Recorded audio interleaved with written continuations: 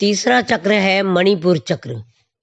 यह चक्र नाभि के पीछे स्थित होता है, रीढ़ की हड्डी पर। इस चक्र की आकृति त्रिकोण और पीले रंग की होती है। यह ऊर्जा का सबसे बड़ा स्रोत है और शरीर में ऊर्जा का संचारण करता है।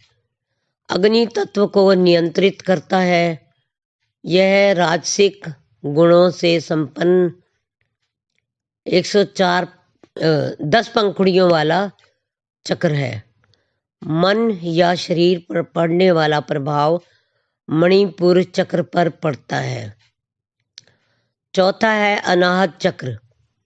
यह हृदय के ठीक बीचों बीच रीढ़ की हड्डी पर होता है। ये सारे चक्र जो हैं रीढ़ की हड्डी पर सूक्ष्म रूप से बने हुए हैं। आध्यात्मिक दृष्टि से यही साधक के सतोगुण की शुरुआत होती है। मानसिक अवसाद की दशा में इस चक्र पर गुरु का ध्यान प्राणायाम करना अद्भुत परिणाम देता है। और पांचवा है हमारा विशुद्धि चक्र। यह चक्र कंठ के पीछे स्थित होता है और यह चक्र उच्चतम आध्यात्मिक ऊंचाइयों तक ले जाता है।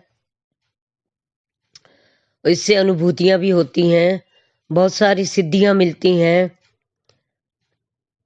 और इसी चक्र पर अभ्यास करते रहना चाहिए तो इंसान को वाक सिद्धि भी मिल जाती है। और इसका जो फोटो है वो दे रखा है। यह 16 पंखुड़ियों वाला चक्र है और हम इसका जो है वो मूल मंत्र है।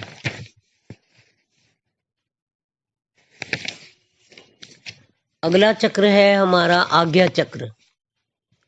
यह चक्र 2 भौहों के बीच में होता है।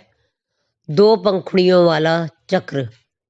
एक पंखुड़ी इसकी काले रंग की होती है और दूसरी पंखुड़ी सफेद रंग की। सफेद रंग की पंखुड़ी जो है वो ईश्वर की ओर जाने का प्रतीक है और काली जो है वो संसार की ओर ले जाती है। इस बीज मंत्र का जो है वो इस चक्र का मंत्र जो है वो ओम है और ध्यान मंत्र इसका कोई नहीं होता। इसी चक्र पर इड़ा, पिंगला और सुषुम्ना का आकार खुलता है और मन मुक्त अवस्था में पहुंच जाता है। और 7वां है हमारा सहस्त्रार चक्र। यह मस्तिष्क के सबसे ऊपरी हिस्से पर स्थित है। यह सहस्त्र पंखुड़ियों वाला चक्र है। इसका कोई ध्यान मंत्र नहीं है। इस चक्र पर केवल गुरु का ध्यान किया जाता है। जब कुंडलिनी इस चक्र पर पहुंचती है तो साधक की साधना पूरी होती है और व्यक्ति मुक्ति की अवस्था में पहुंच जाता है। इसी चक्र पर ध्यान करने से इंसान समाधि की अवस्था में पहुंचता है और उस पूर्ण ब्रह्म परम पिता परमात्मा को प्राप्त कर लेता है। हर इंसान का जीवन का लक्ष्य यही होना चाहिए कि वो अपनी सबसे जिंदगी की प्रथम पढ़ाई आध्यात्मिक करे। जैसे पहले गुरुकुल होते थे, जैसे राम जी हुए, कृष्ण जी हुए, तो ये सब पहले गुरुकुल में गए। वहाँ इन्होंने अपनी आध्यात्मिक शक्तियाँ जागृत की और उस परमात्मा के तत्व को देखा और उसके बाद वो भगवान कहलाए।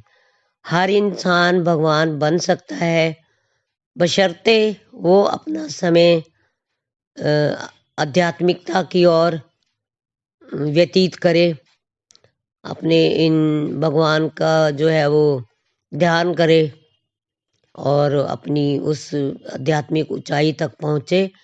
मनुष्य का लक्ष्य यही होना चाहिए। जय श्री कृष्ण।